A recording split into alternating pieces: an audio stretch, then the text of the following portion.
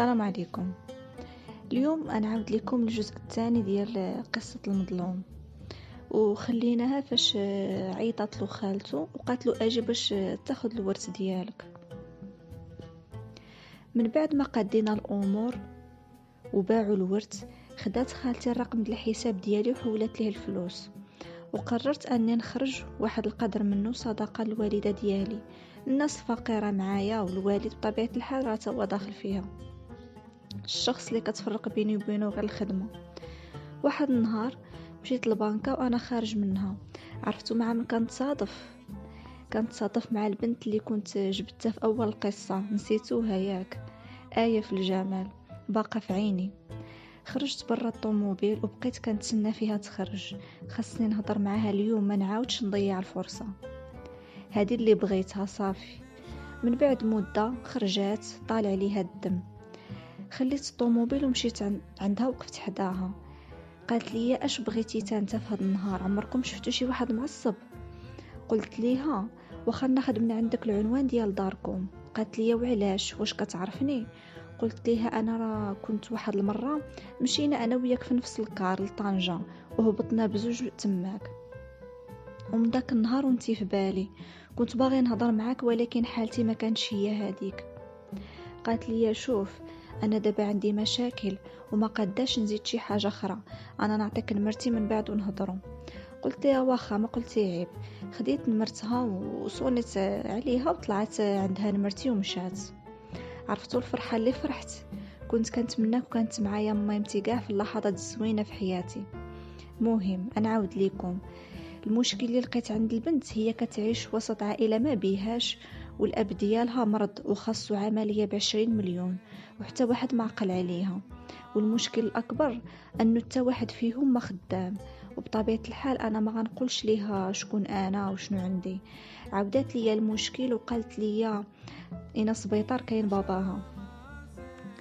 قلت ليها انا خدام في وكاله ديال كراء السيارات، وكنعيش مع الاب ديالي والام ديالي توفات، ولكن عندي جانب خايب وبغيت نقوله لك، وانا دويت معاك حيت باغيك، ولا بغى الله نفكروا في الزواج. قالت لي واخا قول. عاودت ليها مني مشيت لطنجة شنو وقع، ولكن تصدمت في ردة الفعل ديالها، انها بلوكاتني بلا ما تقول حتى شي كلمه. صونيت ليها وما كتجاوبش. قلت صافي، دابا انا مدوز الحبس كانت تعتبر مجرم بالسيف، واللي يبغيك خاصو يبغيك كيف ما انت. جا الوالد لقاني معصب، قال لي يا مالك ياك ما كاين شي مشكل في الوكاله؟ قلت ليه لا كلشي مزيان، ولكن انا غادي نعاود ليك. انا عرفت بنت وعجباتني، والمشكل عاودت ليها شنو وقع ليا وما بغاتش تهضر معايا وبلوكاتني، ولكن الوالد ديالها مريض ومحتاج المساعده. قال لي الوالد شوف، راه بنادم قاصح، واللي يبغيك خاصو يقبل بك كيف ما نتايا. الوالد قنعني باش نساها، ولا بغيت نتزوج نشوف مع من كنرتاح. دازو يومين كتصوني ليا، في الاول ما عرفتهاش، جاوبت كنلقاها هي كتهضر معايا. قالت لي واش نقدر نشوفك؟ قلت ليها اجي مرحبا، عندي الوكاله، اجي عندي الوكاله راني خدام. قالت لي عندك ندير لك شي مشكل مع مول الوكاله؟ انا بغيت غير نهضر معاك ونمشي. قلت لها غير اجي مرحبا. من بعد ساعتين جات ولقاتني كنهضر مع واحد، كملت معاه. جات جلسات، قلت لها واش شربي شي حاجه؟ قالت لي لا، انا جيت غير نطلب منك السماحه. قلت لها علاش؟ قالت لي انا تسرعت مني بلوكيتك وفكرت انك مجرم، ولكن انا ما قريتش الميساج ديالك كامل، قريت غير تشديت في الحبس، وقلت في خاطري اش غندير انا بحباس، وبلا ما نكمل شنو قلتي بلوكيتك. ولكن البارح كنت جالسه وما عرفتش، بقيت كنفكر فيك ودخلت كنقرا الميساجات وقريت قصتك كامله، وانت تصدمتي وتعذبتي كتر، وغنزيدك حتى انا، وغنكرهك في بنادم كتر بالتعامل ديالي هكذا. قلت ليها صافي ما كاين مشكل، اعتذارك مقبول. كيف بقى الوالد ديالك شويه دابا؟ قالت لي شويه، راه مازال في السبيطار، لقيت شي فلوس جمعتهم ودابا كنحاول نجمع كتر، وقررت نخدم في شركة الكابلاج باش نقدر نرجع للناس فلوسها ونهز عائلتي. زدت تأكدت ان البنت حربية وتستاهل. قلت لها يكون خير ان شاء الله، ولا احتاجيتي شي حاجة قوليها ليا. قالت لي شكرا، انا خاصني نمشي نشوف بابا دابا، وتهلا في راسك، وقت ما بغيتي صوني ليا مرحبا ما كاينش مشكل. قلت ليها ان شاء الله. صافي مشات وكملت خدمتي عادي. جا عندي الوالد كملت معاه النهار وقلت ليه راه بغيت نعاون السيدي ديال العمليه وتكون صدقه الوالده ان شاء الله. قال لي اللي ارتحيتي فيها ديرها، انت راك كبرتي وراك هاز راسك دابا وعايش مزيان وغي خاصك تزوج ان شاء الله.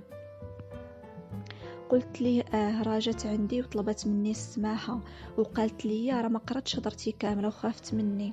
حتى البارح عاد قرات شنو عاودت ليها. وقال لي مزيان وشنو درتي؟ قال لي مزيان وشنو كدير هي في حياتها؟ قلت ليه راه ناويه تخدم باش تهز عائلتها في شي شركه ديال الكابلاج. قلت ليه يمكن كيخلصوهم مزيان. قال لي الوالد لا، راه كيتعداو على الناس كيخلصوهم بديك الشي قليل، وبنادم خدام باش يهز راسو بزز منه وصافي. اجي واش انت ما قلتيش ليها شنو عندك وباللي تقدر تخدم عندك حسن؟ قلت ليه لا، ما بغيتش تبعني على الطمع. قال لي ايوا شفتي علاش كنقول لك دير اللي بغيتي. كملت معاه الهضره وقررت غدا في الصباح نمشي نزور باباها. فقت في الصباح ومشيت للسبيطار، سولت عليه وراوه ليا. مسكين معذب بزاف فعلا، وكانت معاه مراه يقدر مراته. مشيت هضرت معاهم ناس مزيانين وتمنيت ليه الشفاء. خرجت ومشيت عند الطبيب، طلبت منه يدخلوا يدير العمليه ويردوا بالهم معاه وانا غنخلص كل شيء. قال لي ما يمكنش حتى تخلص. قلت ليه واش بنادم غيموت وانتم كتبيعوا وتشريو فيه؟ قلت ليه واخا. عطيتو الشيك فيه الثمن اللي طلبو ومشيت عند مراته وقلت ليها راه سمعت باللي راجلك خاصاتو عمليه، راه غيدخل يديرها وراه خلصت كل شيء. وجبت شي بركه من جيبي وعطيتها ليها. في الاول ما بغاتش ولكن بززت عليها وقلت ليها غير دعي مع مامتي وصافي. داكشي اللي دارت. مشيت بحالي وصلت الوكاله. صونات ليا البنت، قالت لي اجي عندي للسبيطار بغيتك ضروري. مشيت عندها لقيتها في باب السبيطار وفرحانه. قالت لي واش هاد الطوموبيل ديالك؟ قلت ليها لا، ديال الوكاله. قالت لي وعيقتي، انا شك فيك كاذب عليا في شي حاجه. المهم صونيت ليك بغيت نقول لك راه الوالد دخل كيدير العمليه وما عرفتش شكون خلص كل شيء، وبغيت نقلب عليه ونشكر وبغيت نتشاور معاك تعاوني.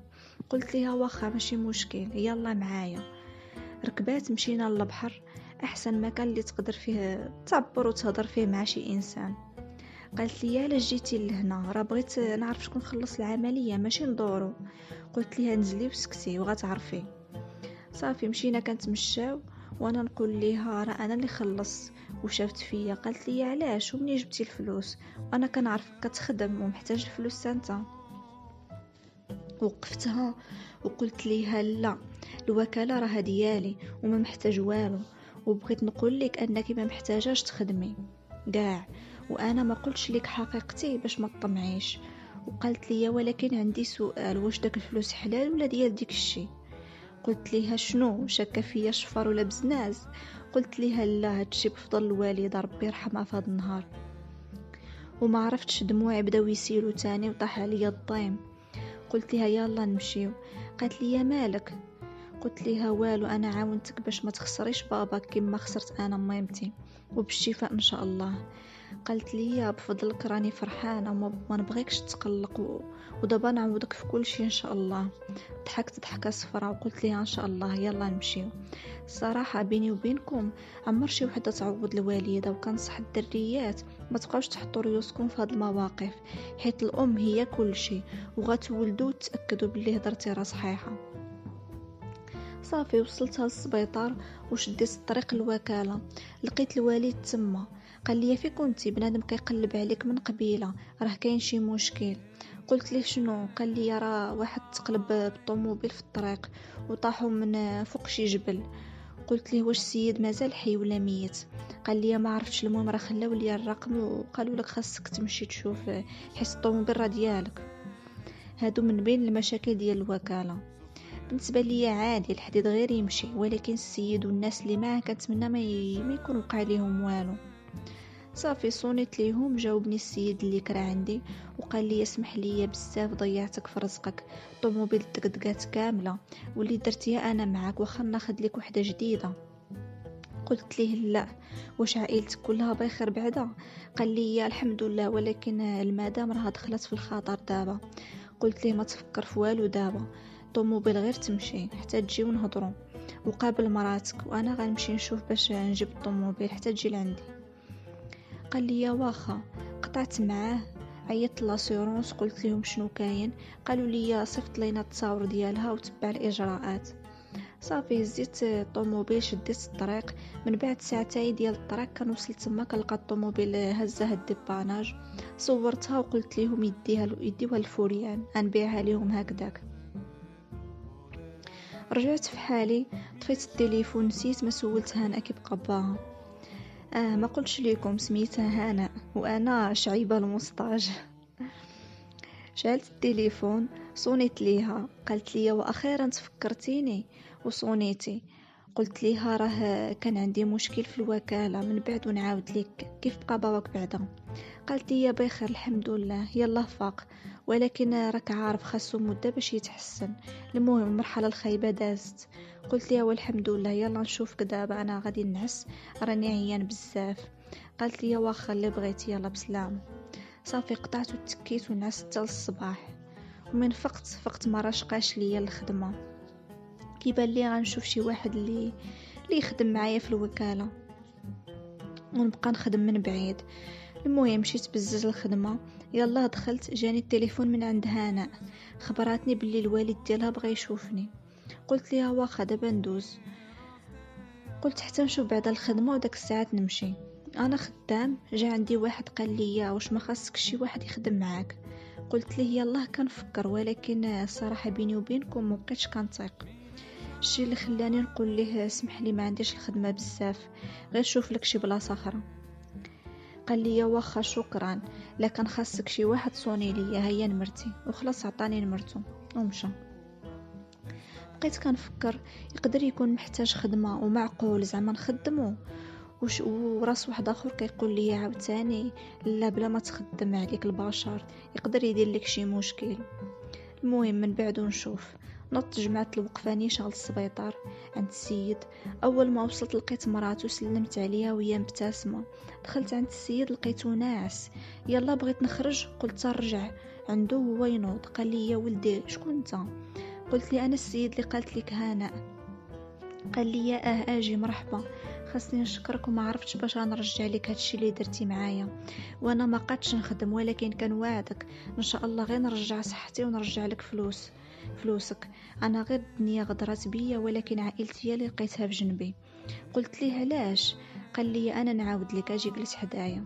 صافي جلست حداه. قال لي انا مقاول ودخلت في مارشي صعيب عليا، كنت كنقول نغامر فيه يا نربح يا نخسر. زعمت فيه وتصدمت، حيت منه غادي تجيني الصدمه هي اللي خلاتني وصلت لهاد الحاله. غنلقى ان الفلوس كاملين دازوا لبلاصه اخرى، والمارشي ما تحسبش ليا. صدقت حط فلوسي كاملين فيه وخسرت كل شيء، ومشى مني المارشي. وهذا الشيء كله حيت ثقت في واحد صاحبي هو اللي تكلف بوراق المارشي، وهذا كان السبب الاول اللي خلى المرض يقضي عليا. حتى جيتي انت ونقدتي حياتي، وان شاء الله نوض بصحتي ونرجع نخدم ونعاود من الزيرو تاني، وما نخليش عائلتي تتكرفس. قلت ليه غير ارتاح، انا هنا بغيت نتزوج بيها، وكنتسنى غير توقف على رجليك ونجيو نخطبوا. اما الفلوس حسب ودك اللي عطاهم ليك، وان شاء الله ما يكون غير خير. قال لي ما غلقاش ما احسن منك، الف مرحبا. سلمت عليه وخرجت. مشيت للوكاله، عيطت لداك الدري اللي قال لي باغي يخدم. جا عندي، قلت ليه شنو خلاك باغي تخدم؟ قال لي انا عندي اجازه وما خليت فين مشيت، وتا واحد ما عقل عليا، واضطريت نشوف اي خدمه كيف ما كانت. قلت ليه شوف اخويا، الخدمه كتبغي المعقول، وخاصك تفكر من هنا لقدام شنو غدير. اجي خدم عندي مرحبا، ولكن شوف وقلبش على شي حاجه اللي تكون دايمه، وانت راك قاري تبارك الله وما غاديش تضيع ان شاء الله. علمته الحوايج اللي كاينين وقلت نجربوا واش طيقه ولا لا. جا واحد السيد كنعرفو مزيان، قلت ليه شوف دير بحال الا اول مره غتبغي تكري من عندنا، وشوف التعامل ديال الدري كيفاش داير، وواش نقدر نثق فيه ولا لا. المهم على حسب ما عاود ليا السيد، دخل عنده الدري كيهضر مزيان هو هذاك، ولكن الثمن اللي قال ليه ماشي هو اللي داير انا، يعني زاد عليه. ومن بعد ما خلص ومشى جيت عنده عطاني فلوس ناقصين وزاد كذب عليا. المهم تاكدت انه ما نقدش نثق فيه، طلبت منه يمشي في حاله وما يبقاش يرجع عندي، وعطيته الفلوس باش ما يبقاش طماع. كنزيد نتاكد باللي ما نقدرش نثق في شي واحد، صافي قررت نبقى انا خدام على راسي. دازت مده، السيد اللي دار العمليه خرج من السبيطار، يعني جا الوقت اللي نطلب يد هناء منه. وداك النهار انا والوالد ما خلينا ما شرينا باش نمشيو نخطبو، بحكم الوالد عارف كل شيء وهو اكثر من صاحبي، واحسن حاجه هي هذه. مشينا لدارهم، خوكم عمرو تخلع ولا حشم كيف حشم داك النهار، ما كرهش كون تشقات الارض وبلعاتني. اول ما كندخل مع الباب كتجيني واحد الحشمه وشداتني الخلعه تقول باغي نتحارب. وخوكم الكوستيم والحديد جايب معايا العشق، ما قلتش لكم لا مارك، عشاق المرسيدس حديد الالمان، عاودتها كلها ولات احسن من الحديد ديال دابا جديد. وبطبيعه الحال راكم عارفين التبات والجرا في الطريق. المهم نرجعوا في كلنا الخطبه، داز كل شي مزيان وحنا قبل مفاهمين على كل شي، حددنا غير نهار العرس ودرنا التشهير. كملنا، جاي انا والوالد قال لي ايه كبرتي، صافي فكرتيني في راسي نهار بغيت نخطب امك وعكسوا ليا، ما بغاوش ليا في الاول حتى بزات عليهم هي. ايه على الوالد، قول لي مزوجين صحه الحب ما يدير. قال لي الوالد امك ما كاينش في حالها القلب الطيب والاخلاق، واللي ديالها ماشي ديالها. شوف غير خالتك وشنو دارت معاك، راه واخا هكذاك خالتك راه صعيبه على امك، ما عرفتيهاش مزيان، ولكن الحمد لله ربي كيلاقينا مع ما احسن منا. المهم بلا ما نزيد نطول عليكم، قبل ما نديروا العرس دخلت مع بات هناء في مشروع، انا بالفلوس وهو بالخبره، ما بغيتوش يحس باللي كنصدق عليه، نتبعو في بالو صافي. الحياة مزيانة كلشي هو هذاك حتى نهار العرس، نهار اللي كنا كنتسناوه كاملين. في الليلة د العرس تهجم علينا واحد قال لك كيبغيها، وكانت معاه 5 سنين وموعداه بالزواج. عمرها قالت لي هاد الشي، دخلني الشك، وبطبيعة الحال كلشي حاضر، عائلتي وعائلتها. خرجت انا والسيد اللي جا مهجم علينا، بحكم كلشي كيشوف فينا وكيتسنى نضارب معاه، الا الوالد عارفني كلشي كيتحل بالعقل. جريته معايا للطوموبيل، ركب معايا، قلت ليه عاود ليا قصتك معاها. قال لي بلي كيعرفها من الليسي وهو معاها، وكانوا كيخرجوا بزوج بزاف، وبلي هي ماشي بنت. المهم هادشي كامل قالوا الهدف ديالو انه يخسر سمعتها ليا، ولكن الحياة قراتني كتر. قاع داكشي اللي غادي يقول ضارب لي حساب. كمل، قلت ليه واش باغي تزوج بيها ولا غير تخسر ليها عرسها. قال لي نتزوج. قلت ليه هك حوايجي وكون راجل ودخل بلاصتي، انا نخدمك عندي وكل شي نديرو معاك. من بعد تزير وقال لي لا لا ما مستعدش، حضر راسو ومشى. رجعت انا خاصني نتاكد من هضرته، عيطت لهناء وهي خايفه كترعد. قلت ليها انسولك وجاوبي بصراحه، واش تينا بنت ولا مرا؟ قالت لي لا انا بنت، ولا بغيتي نمشيو دابا للطبيب وتاكد. وكتهضر وتايقه في راسها. قلت ليها واش كاين في قلبك شي واحد؟ قالت لي من غيرك ما كاينش، ومعقل عليا حتى واحد من غيرك نهار احتاجيت. بغيتيني انا معاك، كرهتيني نمشي في حالتي دابا عمرك تشوفني. فكرت عييت، ما عرفت ما ندير في هذه اللحظه. عيطت لي خالتي وقالت لي نفكر مزيان وما نزربش وما نظلمش، وتفكر ميمتك علاش كانت كتوصيك. راه المعقول الزواج هذا ماشي لعب، راه شريكة الحياة الا كانت مزيانه تهز بيك، كانت خايبه تخسر لك كلشي ومشات. داك اللحظه دخلت في دوامه، شنو ندير؟ ما عرفت ما ندير. قررت نلغي كلشي حتى من بعد. صافي حضرت راسي وخرجت وركبت في الطوموبيل وشديت لوطوروط، والغضب اللي في الداخل ديالي كله غنخرجوا في السرعه والتهور.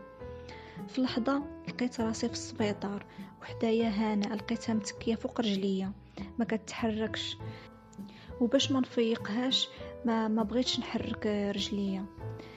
قلبت هكا راسي كنلقى الحمد لله كلشي مزيان، ما جرى ليا والو، ما تقاسيتش، ولكن ما عرفتش شنو وقع.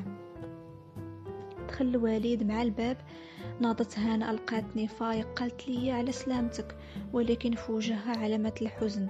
قلت لها الله يسلمك، واش تقدري تخرجي نهضر مع الوالد؟ قالت لي واخا. غير خرجات ويجبدها معايا الوالد بواحد التصرفيقه فكرتني في الذكريات. قال لي واش كتفكر غير في راسك؟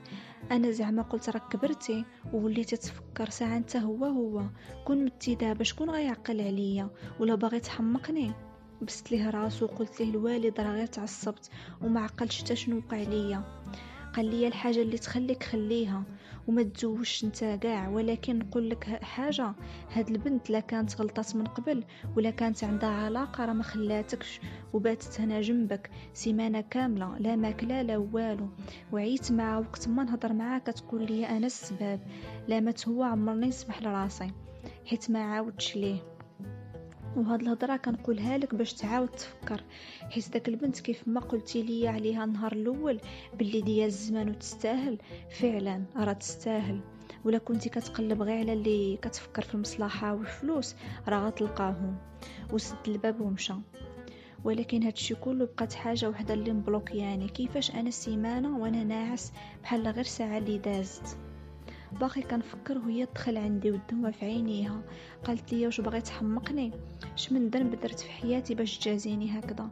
انا نيتي كانت معك معقوله وما كنت كنفكر في حتى واحد من غيرك. وتا الدري اللي جا عندك داك النهار، نهار طاح الوالد، عرفت باللي هو غير طماع وباغيني غير على قبل الفلوس. وحتى مني احتاجيت راه لقيتك انت بوحدك وانت اللي رجعتي ضحكتي لوجهي. شنو بغيتي ندير باش نبين لك بلي ما كنكذبش وكاع داكشي اللي وقع ما منو والو؟ قلت ليها وانا كنشوف غير فيها البنت هانئ كيف كانت وكيف ولات. نحاول نوصفها لكم، لايحه على راسها زيف، وجهها صفر وحنوكها تمصو وعينيها زراقو ولابسه بيجامه. كون ما كنتش كنعرفها غنقول ماشي هي هذه هناء. قلت ليها هنا اش هاد الحاله وليتي فيها؟ قالت لي ما كتهمنيش صحتي وانت كنتي بين الحياه والموت. قلت ليها شوفي انا ما غلقاش ما احسن منك. صافي عنقاتني وبدات كتبكي. قالت لي انت حياتي ونفديها عليك. جا الطبيب قال لي شفتك فقتي بحال ما طاري فيك والو، بحال كنتي غير ناعس، عكس مني كنتي في الغيبوبه. كانت دقات القلب ديالك كتوقف مده وكترجع. الحمد لله على سلامتك، ولكن خاصك تنوض تحرك. يلا نط وما قدرتش نوقف على رجلي، واخا كنحركها ولكن كنحس بها خاويه. قال لي اي خاصك ترويض وما تقدش تخرج في هذا الوقت. مشى هو. قلت لها انا سيري ارتاحي وبدلي حالتك حتى الغدا واجي. في الاول ما بغاتش، في التالي مشات. رجعت نعست، احتاجت عندي الفرمليه باش تعاوني نتحرك. بقيت كل يوم هكذاك لمده 15 يوم. تحسنت شويه وخرجت من السبيطار، مشيت للدار وهنا جات سكنات معانا باش تعتني بيا. ما خلات ما دارت معايا، تحسنت حالتي ومشيت للوكاله. في ديك المده كان مقابلها الوالد وهناء، ولكن في داك النهار جا عندي واحد عمرني ما شفتو، بغى الطوموبيل 15 يوم بالثمن اللي بغيت. قلت لي بالنسبه لينا الكراء مده طويله، يعني الثمن كينقص مقارنه مع يومين ولا 3 ايام، يعني كيكون الثمن زايد شي شويه، ماشي بحال ملي كيكون مده طويله. ولكن ما ارتحيتش لهاد لافير. في الاول ما بغيتش، قلت لي ما كايناش طوموبيل. من بعد ورجع، قلت يقدر يمشي ويلقى واحده اخرى يكريها. المهم في العشيه ولا رجع، ولكن هاد المره لقى هناء وقالت لي باللي كاينه الطوموبيل وطلب منها تصوني ليا. هضرات معايا، جيت الوكاله ولكن ما كان عندي ما ندير. هناء ما عارفاش، اضطريت نكري ليه. دازت 17 يوم عاد جاب لي الطوموبيل وخلص اليومين اللي زاد من عنده، في التالي جابها لي في العشيه. تميت غادي للدار، قلت نديها معايا نقلبها في الكراج واش هي هذيك. ديتها للكراج لقيتها محلوله، ولكن البلايص اللي محلولين كاملين بلاستيك، وفي اللحظه كتنزل ساشي ديال الكوكايين من جهه الباب. عرفتو تفكرت نهار تشديت على البلاكه. صونيت داك الساعه البوليس جاو عندي، قلت لهم شنو وقع، ولكن الجواب كان صادم، خاصك تمشي معانا بحكم راك فايت مشدود على هاد الشيء. قلت لهم واخا. مشيت معاهم، وفي الطريق صونيت الوالد يجي عندي ويجيب الوراق ديال الطوموبيل والكونطرا والفوتوكوبي ديال لاكارت والبيرمي ديال السيد اللي كنا كاريين ليه الطوموبيل. داكشي اللي دار. وصلت بعدا بحكم حتى واحد ما عارف شنو واقع. جا عندي واحد قال لي هادشي ديالك ياك جابوك عليه، مزيان نيت خاصني بحالك. الخوت اللي جيت معاهم حطوني وخرجوا لشي مهمة عملية السرقة كانت طرات وحنا في الطريق. المهم قلت ليه لا وحاولت نشرح ليه. قال لي نهبط امك تربى دابا لتحت ما كاينش اللي يسمع ليك. هبطوني وبقيت تما الليل كامل وانا كنفكر كيفاش هاد البلاد عندنا دايره. عملتي تشد ما عملتيش تشد، المهم تشدوا المعدوانه. في الصباح مني جا الوالد كيسول عليا بحكم عنده ناس كيعرفهم، قال ليهم نفس الهضره اللي قلت ليهم، ولكن ما كانش عارف شنو لقيت في الطوموبيل. قال ليهم غير فين كانت والمده وعطاهم الورق كاملين. عيطوا ليا وطلبوا مني السماحه حيت السيد اللي كان بالليل ما كانش عارف شنو وقع بالضبط. قيدوا محضر، ولكن من داروا البحث ديالهم لقاو الطوموبيل روشيرش هربات من الحدود. وسرقة لاكارت اللي عطيتهم مولاها 106 شهور قبل الحادثة، يعني ماشي هو اللي كان عندي. ما بقيتش عارف باش نجاوب، ولكن عندي الزهر كاين في مدينتي وبنادم كيعرف الوالد بزاف، اما كون عاودت نفس السيناريو. هاد السبب اللي غيخليني نوقف الوكالة ونبعد على هادشي كامل. بعت الطوموبيلات كاملين وخليت وحدة لهناء، وفلوسهم غندير بيهم مشروع تاني ونخدم معايا ناس بسطاء يتنفعوا معايا فيه. اقترحت عليا هناء نديرو اوزين ديال الحوايج. في الاول ما بغيتش، ولكن هي عزيزة عليها الموضة. صافي قبلت ودرناه، والحمد لله كلشي غادي فيها مزيان. انا وهناء كملنا حياتنا بزوج، والوالد تزوج تاني واخا شرف قالك باغي اللي تونسو. الحمد لله عايش مزيان، وحتى الناس اللي خدامين معايا مهلاي فيهم، وكل مره كندير صدقه الوالده الله يرحمها. والمقاوله مع نسيب غاده مزيانه وكتر، حيت استفدت من الغلط اللي دار في الاول. وهناء حامله دابا وقريبه تولد ان شاء الله بدعواتكم. هذه هي قصتي، وكنتمنى تستافدوا منها وما ديروش نفس الغلط اللي دار عباس ملي كان في سن المراهقه، وما تخليوش المشاكل تغلب عليكم وتهرسوا الطموح ديالكم. ونوصيكم حاجه، الانسان ما يفكرش غير يخدم وصافي. تالينا تبقى خدام عند واحد يقدر يكون كيربح الملاير على ظهرك وكيجي يضحك عليك بزوج ريالات، ولا نهار تجلس من الخدمة تولي بحال عمرك خدمتي. ديما فكر تستقل براسك وتعطي راسك قيمة وسط المجتمع، وتعرف كيفاش تسير راسك ومع من تشارك حياتك، وأي حاجة تكون مصدر قوة وماشي مصدر ضعف. وفكروا في مشاريع صغرى وحاول تكبرها وانت كتكبر معها، وإن شاء الله ما يكون غير الخير. والسلام عليكم، في انتظار قصة تانية وتشويق أكثر إن شاء الله.